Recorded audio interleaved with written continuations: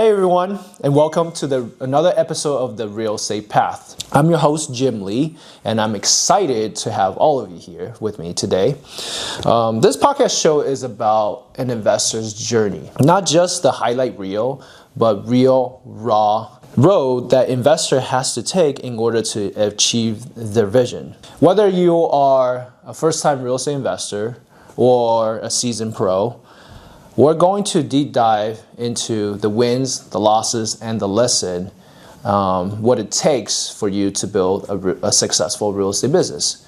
Today, I have a very special guest, Nick. Nick and I, we've known each other for years. I remember the first time I started my real estate meetup. 2 meetups later, he came to my meetup, and we became friends ever since then. And then I found out he also hosts his own real estate meetup, also looking to build a community of his own. Not too far away, but I'm about half an hour away from where I live. So I want to welcome Nick, our special guest to the show. Thanks, Jim. Good to be here. I think real estate is not a linear path, as many people think of it as a straight line going up. Mm-hmm. You're just going to buy a house with Jim Lee, and we're going to invest and we're going to make money. And it's going to be a straight line. And just like on TV, you see them renovate it, collect money, buy cars, buy watches from the wealth that they're growing. Mm-hmm. Unfortunately, it's not the case. It's a lot of a bumpier road, and sometimes you take different paths to get there, but having someone like Jim, myself, or another real estate agent or real estate meetup, accountability will bring you a little bit smoother ride to that destination, wherever that is. Mm-hmm. Well, thanks for sharing that right off the bat. But can you give our audience a little bit of context about your background, how you got started? Sure. So I could, that analogy still sticks. Mm-hmm. My journey was not a linear line, and a lot of people ask, what got you into real estate? And that's often the question I ask other people. Mm-hmm. What got you into real estate? And that's a great way to start a conversation. My journey started off when I was a kid. I don't know, have you been to New York? Yes. Great. So you know how hustle and bustle is. So I'm a third generation New Yorker, born and raised on the streets of Astoria, Queens. So Astoria, it's a little suburb, not suburb, it's definitely part of the city, part of the 5 boroughs. And my grandfather had this little toy shop, actually a hobby shop. And it sold model cars, planes, trains, and religious items and other things. And I always wondered when I was little, how could he afford rent if he only sells 1 or 2 trains? You know, it didn't make sense to me. It's a very expensive city to live in. And he sat there for a long time, which seems like hours, only to sell a few things. And he told me, well, the tenants pay for my lifestyle. That's how I could afford it, Nick. So that was the real eye-opener for me. Not then, I didn't realize it then, but later in my journey, you know, getting through a lot of things like college, graduate school, getting my MBA, working for multiple banks, getting hired by a great financial institution, Citibank, and realizing that advice would truly be realized when I quit my job. And that's when my real estate journey really started. Very cool. So much to unpack there. So your dad lit a spark interest in when it comes to real estate, telling you, hey, the tenant, I'm not paying for this, the tenant is. And from there, you kind of had this idea deep down as a kid, okay, real estate can provide somehow, you know, by whatever the case might be, the tenant can provide at the point that when your dad had told you that. But then you still pursue the path of W-2, right? Working for banks, like you mentioned, going to school to get higher education. A typical real estate investors now, we come across it nowadays. I'm pretty sure you and I have both seen, since we're building our own real estate community. I get a lot of people that come to me, especially first time real estate investor. They said that, yeah, I don't want to go to school. I don't want to get into W-2 job. I just want to be a real estate investor. I want to start with wholesaling. I want to start with flipping. I want to just get in right now. What kind of advice would you give these audience, knowing that you had a different approach, and by going to school, getting educated, and going that route instead of just pursuing the entrepreneurship path? I tell this to a lot of people. There are all different flavors of real estate, different colors that you could choose from: wholesaling, flipping, house hacking, rent arbitrage. So I think picking a lane and diving as deep as you can into a subject. If you want to do house hacking, learn about it, study it, learn from people that have done it in the room or around the country. Study it like your market, understand the risks, the benefits, the models, the systems, because the matter is that people have done it before, right? It's not like you're inventing something new. So if you find that model, you could have a more linear path to success if you have the recipe and the model. You know where you're going, you know where to set your GPS. Now you have to find models for the same GPS to get there. So house hacking is a great example.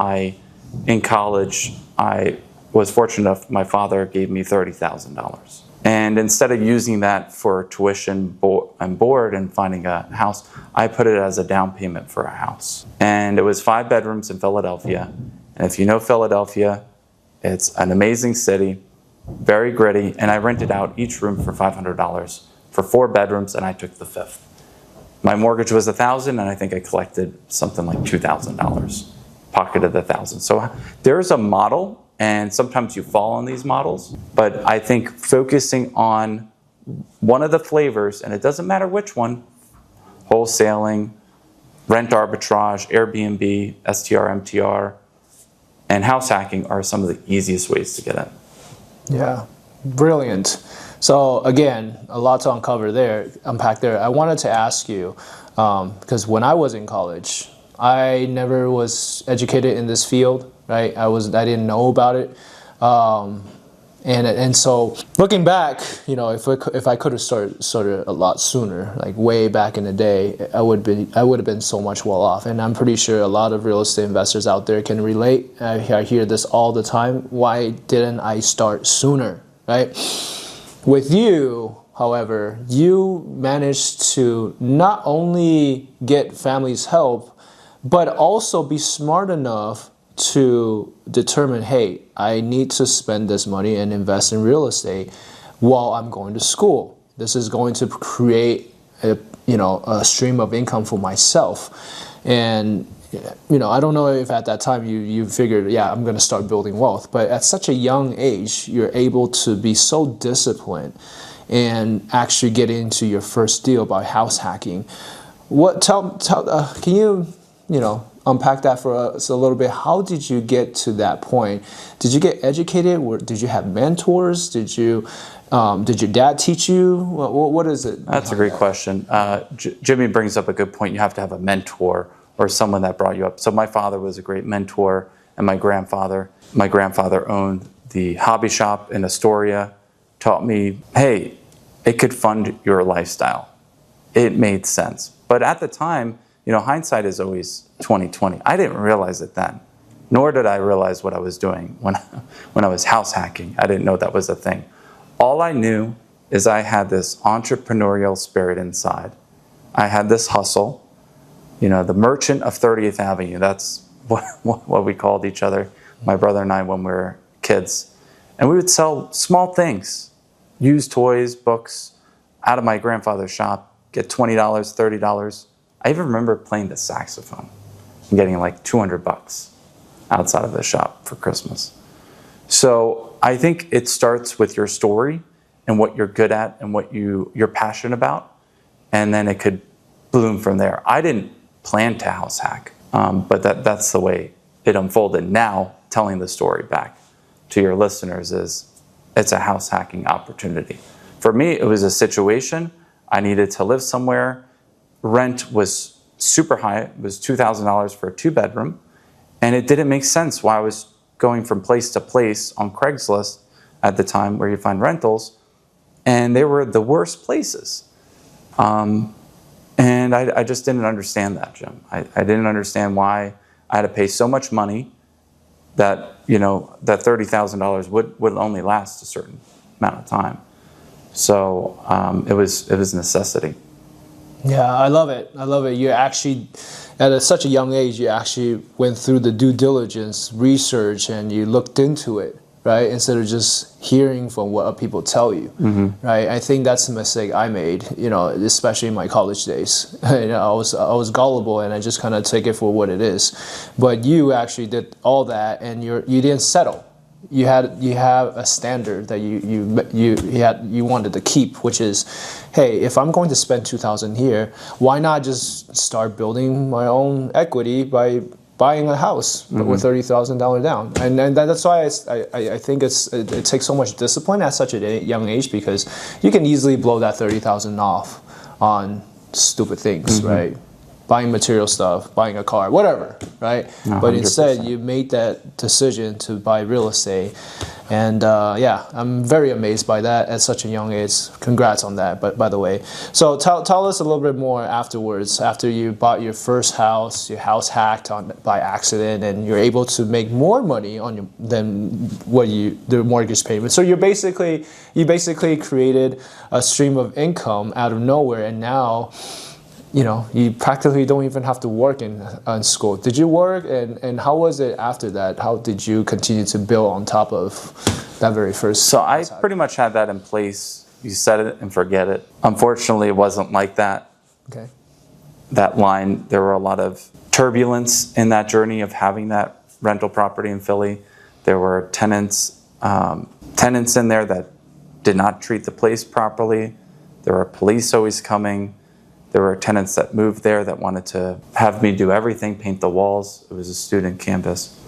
So I learned a lot in that journey. So taking action, doing something, being creative, and thinking outside the box to solve a problem is going to get you somewhere. So if you're sitting and not knowing where to start, Facebook was just created when I was in college in 2009, 2010. There wasn't that social media. There were only books and people to talk to. So kind of to your point, Jim, is put your blinders on and focus on something that could solve a problem, I think. And then it builds from there. So I had that property, I took care of it, and I put a lot of the money towards the principal. So the property I bought for about $180,000. 10 years later, guess what I sold it for? I'm guessing 500? 200,000. So it was a low appreciation, high cash flow area. The Victorvilles or the Bakersfields of LA or Baltimore's of the East Coast. So it had very high cash flow, low appreciation. But I did cash out a good amount, $100,000. And so I netted $70,000 over 10 years. So I think from that lesson I learned of the two different assets that you buy. One that has good cash flow, and then one that has good appreciation. And I decided for appreciation for my next investment. Okay. So talk about that. Why do you... Okay, so you brought up an interesting point. As a real estate investor, if we can do this full time, we would. But the reality is we have to build enough cash flow to make our life sustainable in order to do it full time, right? Otherwise, it's probably not a good risk to take on to continue to basically have that stability from the W-2. So talk about now that you've been in an asset class, an asset where it produces cash flow, and you're shifting to more appreciation. Did you build enough cash flow to sustain your lifestyle? And if you did not, how else are you going to make that income? And then what's the strategy behind switching from cash flow to appreciation now? I forgot to mention, to your point, did I have a job or anything like that else? I was a hardworking kid. I had many jobs. First job I got was 13 years old. When I was in college, I owned the property. I also worked at GNC and PNC Bank. Okay. So it was a lot of supplemental, kind of stacking the income, cash flows. So it's really hard just to go all in on real estate and rely on that cash flow.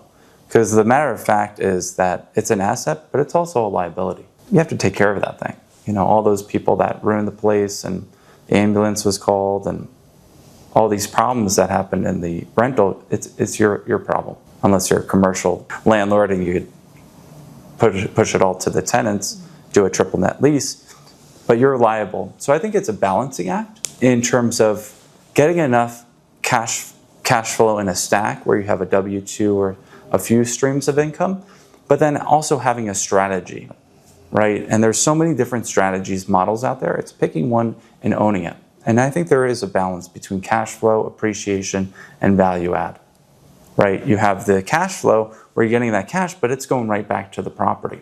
So if you can improve that cash flow and then sell it, that's the best way to make a return on your investment, right? So if I was smart, I might have just improved it for 1 year, didn't hold on for it to 10, and just sold it for a little bit more and made a little bit, 30 grand. So I think you have to have enough cash, but also cash flow is kind of a bonus. But you can build off of cash flow. It's a risk. So you're playing that risk by doing the value add. And that's really where the money is made, right? You're a wholesaler. You take a property, you find it, it's dirty, it's dusty, the owner's been living there forever, haven't made an improvement. You find the owners a place to live. Yeah. That's the value add, your hard work, sweat equity. Now it's not an occupied smelly house, it's a vacant smelly house. And then maybe you get, you put $500 to get a dumpster.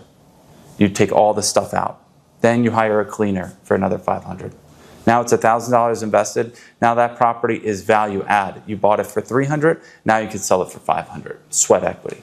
So I think there's value add, but you have to wait for the right one. People say, "Oh, is it easy?" No, it's a bumpy ride, right? You'll onboard a tenant, and they'll destroy the place, and you'll never want to be a landlord again, right? They just damaged your whole asset. The first part is screening the right deal. It's not about any deal. It's about finding the right deal and making that jump from having $1,000 in your pocket now to having $100,000-200,000 in your pocket from one deal. Yeah, brilliant. I think I've interviewed a bunch of LA operators here locally. I don't know if you invest here, but it's mind-boggling how people are able to still make numbers make sense here. I mean, the barrier to entry is high, and there's all these, like you mentioned, tenant-friendly states, landmine regulations, and rent control, all this stuff that you kind of have to be mindful of these risks. But just going back to your point, how these LA operators make their money is by finding these value-add deals. Initially, once they buy the property, it's going to cash flow negative, but they can add value to these property, increase the income, the cash flow, and eventually it will be positive if you hold it long enough, whether it's 2, 3, 4, or 5 years. And the appreciation kind of just shoots off, right? Skyrockets in this type of market. Yeah, appreciation is a long-term goal because there are cycles, real estate cycles, take 6, 7, 8 years to go through. So yeah, to hit that appreciation, you need to hold it. Yeah, absolutely. Now going back to what you mentioned earlier, when you bought this very first house hacked, you basically had to be a property manager, right? You had to deal with setting the right culture, the right expectation, setting the ground rules for all the tenants that's living there, especially college kids. I think the expression is toilets, tenants, and trash. Yeah, exactly. So it must have been an actual job for you as a property manager. What skill set, what did you learn from it, and how were you able to take that skill set to propel you to the next venture that you looked into? I think the skills that I learned was to protect your business. Sometimes you have to make hard decisions. So if someone is overstaying their welcome, you could be nice to them. If they're not paying their rent, you could treat them as a friend, or you treat it like a business. Pushing everything to email so it's recorded, making sure that you have clear expectations. This is when you move in, this is when you move out, and then labeled consequences. If you don't move out, then X, Y, Z. I had one of my friends overstay their welcome. Overnight we threw his stuff out. We hired him a truck, got him a truck, and put all his stuff in there because it was a business. Yeah. Right? It's your business. So expectations, ownership, if you don't do it, if you don't pay for the bills, then the lights don't go on. So you have to, back in the day, they didn't do automatic payment. You have to send out the bills or call to pay. Yeah. So I remember going through my notebook in my room, and it was the smallest room. I rented out the bigger rooms. I had a very small, like 7x5 room, and just going through the electric, the water, the trash, and making sure everything was paid every month. Yeah. Okay. I'm going to shift gear for a little bit and talk about the community that you're building, right? And I'm very impressed with anybody who is looking to build a community through hosting real estate meetup, because I myself know that it takes a lot of time, effort, and energy to put into it. It's a lot of work that people don't see on the back end, that we have to stand up for our community. We have to be there for our community. So why did you decide to build a community? It's like you said, it's a lot of work. I think it was to educate people at times of uncertainty. Mm-hmm. And you could do it spearheaded one at a time, or you take a collective, a group. And I always say this, you have to pull people into the community. People aren't just going to show up. Mm. If you put on an event, you put a sign and say, hey, I am putting it together like-minded people that want to grow wealth and collaborate. You could put a sign up there, no one's going to come. Maybe one or two, even if you have the best Facebook ads. Mm-hmm. You have to pull people in to your group, right? So it's pulling them through and really getting to know them on a relationship level. I started it during the pandemic, my community, in 2021 in Washington, D.C. It was Grid. We were all excited that there was a chapter that wasn't franchised in Washington, D.C. There are a lot in Virginia, Maryland, but not in D.C. So we took that, my partner and I, Carlos, and we wanted to educate. It was 2021, pandemic just hit, and people had no idea what was happening. And we literally had a weekly call of our community grew from 50 people. And at one call, we had like 80, 90 people. It felt a lot. And it was because they were looking for a local economist, someone that they could trust, and a direction, a community that they could take advice from and go off with, because no one knew what was going on. So we put together a panel each week. And it was local experts, mortgage lenders, economists, realtors, people in the business that had real life experience and that could direct us from what happened during the last ones and what we could expect. And it wasn't the same every week. It was different topics. I mean, the CDC, we were changing things all the time. How would it affect investing in real estate when we have people in group houses, contaminating? They have to stay in their own rooms. So is the group house model the way to go? Or what should we do? We have a tenant that can't pay rent because they're not going to work. So all these questions we were able to live feed. And then fast forward to 2025, 4 years later, I'm building a community in LA to educate, to build community, and to kind of give direction to people that want it. Okay, that's very cool. I know a lot of people that I hear that's looking to start Meetup. Usually they're targeting to build personal brand, get more exposure, smart marketing purpose, try to raise more capital. But your intention is fully just to help people navigate in this terrain of pandemic era where what do I do? What can I do as a real estate investor? How can I mitigate my risk? What are my boundaries and so forth? And that's basically why you started to build your community, is really to just help people and provide value to your community. Would that yeah, 100% education. Mm-hmm. You're not going to host a meetup and get people waving dollars ready to invest with you. People think that you could put on a meetup and it's an instant success and you'll find deals right away. Nick, why aren't you finding deals? Jim, why aren't you finding deals? It takes time. It takes time to build relationship, trust, and you're not going to get that first deal, second deal. And you'll get a lot of deals, but they're not going to be the best deals. Let's be honest. So I think it's a long game, like the appreciation game, where your seeds that you plant now and your people, the relationships you create. Because right now, those people that are coming are thinking about real estate. But there are times when they're going to take off or they might part from real estate. They're going to shift. But right now you have to meet them where they're at, and they're in the beginning or at a turn in their journey, right? They're either at a down or at a high. They're in different parts of that. So you have to find them where they're at and collaborate and listen to them, build a relationship, and that seed is planted. That might grow right away or it might take time. So I understand that from raising a community and doing anything that takes time, is that it'll pay off in the future. Absolutely. Oh man, that's so great that you mentioned that. I think it's just having a community is so crucial to your success, because you can not only mastermind with each other, you can share wisdom, compress time frame, collaborate, like you said. And I think when it comes to mastermind, right, a lot of people miss the point of having a mastermind, because people think they join mastermind just to get the information. There's some secret sauce to success, but in reality, it's the relationship that's what you're there for, right? Like you mentioned, you have plenty of, if you join a mastermind, you have plenty of seeds around you that you can water, right? Build relationship, like you said.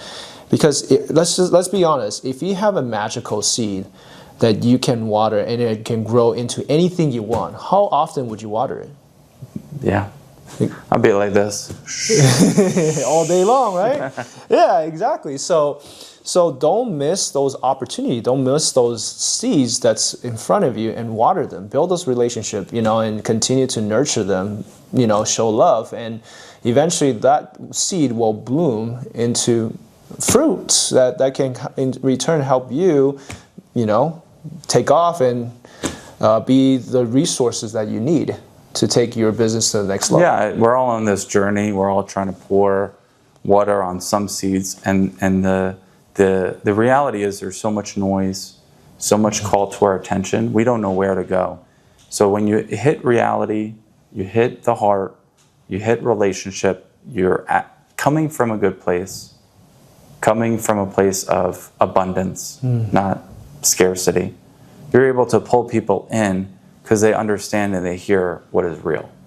When I was in the room with Jim and his meetup last year, I understood what my job was in that room. Everybody in that room was on their own journey, but they decided to take a Thursday night away from family, away from their activities, to be here in this room, to hear and to meet people. And you have to appreciate that. And sometimes it's not the loudest person in the room you should connect with. Sometimes it's the quietest one. So you have to listen, almost like for a needle dropping or something to happen. And you move towards the people that are in the room that you might connect with. And sometimes that connection, they don't want to connect with you, but you have to try. You have to take action, because they're all on this journey together. We're all here together, and that's the point of the mastermind. It's the people in the room as much as the person in front of the room. So I think when you're going to these meetups, attend them with intentionality. Take a step back and think, not who could I connect to, but who in the room right now, if I listen for the quietest noise in the room, who's speaking their truth? Who has good energy, and go towards that. And that way you could collaborate now or in the future to your own success. And you have to show up not once, but twice, 3 times, because they'll remember that conversation or that handshake. I remember meeting someone at your meetup with Robert Fragoso, and everybody goes to the person in the front. Come contact me. I'm the front of the room. I am happy to reach out. And everybody reaches out to the front of the room, and the front of the room doesn't get back because they're so overwhelmed, right? But the people that are in the room, that's where your gold is. So I was able to make connections throughout the room, and it took 6 months for that person to reach back out, to connect. We missed each other. They were, how do you get in touch with so-and-so? Well, I kept trying. I subscribed to this, followed him on that, supported his business, and showing almost like my energy towards his or hers. And then it finally clicks together where they might be thinking about their family, graduation, and then finally they're like, oh yeah, real estate and meetups. That I believe in the same thing you do, Nick. I believe in networking, connection. I believe in collaborating. So now we could collaborate together. But otherwise, you're just shifting towards attention and other white noise that you're trying to get away from. But if you're able to consistently follow up and in purposeful ways, right, thoughtful ways, like, hey, I'm seeing this property. I wanted to share this with you. It's a cool one, right? Did you see this? No response. Hey, happy Father's Day. I know your father. No response. So you keep reaching out in different ways, and then if you go to the meetups, it's like, hey, man, oh, man, Nick, I'm so sorry I haven't got back to you. I've seen it, your text message. They always see it. I send out 300 emails, 200 people open up, and no one responds, but 200 people see it, right? Just like that ad for McDonald's, you see it all the time. They're always doing it, and it's in your subconscious. So you have to plant yourself in people's subconscious that you're present, you have good energy, and you're willing to work. And you do that consistently, and slowly those relationships will grow.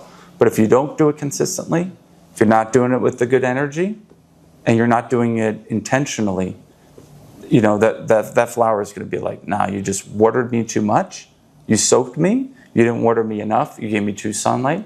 So it's a real specific kind of lighting and right soil. You have to be really, really intentional about what you're doing in this business, because it's not a transaction business, real estate. Real estate is a people business. And if you believe in that, then you will succeed. If you think it's a transaction business and you wake up thinking, how do I get the next deal? How do I make the next buck? You're going to lose. You might win over time, then you're going to fail, and it's going to be really hard to bounce back to get to that successful wealth. And there's two things people do successfully. They buy properties for income, but they don't have to cash flow, right? 2022 rates jumped from 3% to 6%. They're not making any cash flow, but that's not the game. The appreciation is the game. Then you have other income stacks like flipping houses, wholesaling to feed your 9 to 5, right? And then that way, if you always have to buy a rental. So us in real estate, you understand, you're always fishing for the next deal. But if you could fish for the next person, relationship, and get out of that what we call transaction treadmill, right? You're building this portfolio, which what you're here for, what I'm here for, is helping people build portfolios that will fund their lifestyle. And then we also have to teach how to make money. Yeah. Right. Friggin' love it. Thanks for sharing that golden nugget. Oh man, that's so good. Just to add on what he said is that I would say when you network, like you said, network with intention, but definitely find people that complement your skill set, right? If you know you're an introvert, you want to seek out extrovert. If you're an extrovert, seek out introvert, right? Those are one thing that I notice that helps me when I go into a room feeling I have this imposter syndrome and I'm not worthy enough to talk to certain people, right? Those things that happens on a day-to-day basis for a lot of people. And another thing is, like you mentioned, show up, consistently. I think that's one of the biggest topic I preached about at my last meetup during my 1-year anniversary. Is just, hey, the people that show up in this room, you've already gone through half the battle, right? Now it's just showing up consistently, and then that's gonna take you just so far with the community that you're part of, right? Because you all get to master with each other. So I want to give you the floor for one last thing that you want to share with the audience. Anything that you like to share? Well, thanks, Jim. You're truly a success. Seeing you from the beginning, when your first meetup to now, it's only going to get better. So I think through this journey, if you're able to join Jim virtually or in person, I think it's definitely worth your 20 minutes, an hour. So please keep listening, because there will be golden nuggets. It might not be all of it, but there are golden nuggets. And if you could take a $2,000 idea out of it, right? An idea that will make you $2,000, it'll be worth your 20, 30 minutes. So if you want to find me, it's ND Residential, and you could mypasadenahome.com, and you can follow me at Grid LA Investor Club. Yeah, be sure to check out his real estate meetup, his community that he's building, It's in Pasadena. It's fascinating. It's growing, and looking forward to your next meetup. Cool. Thanks, Yeah, Jim. thank you so much for your time, Nick. Thanks, Jim.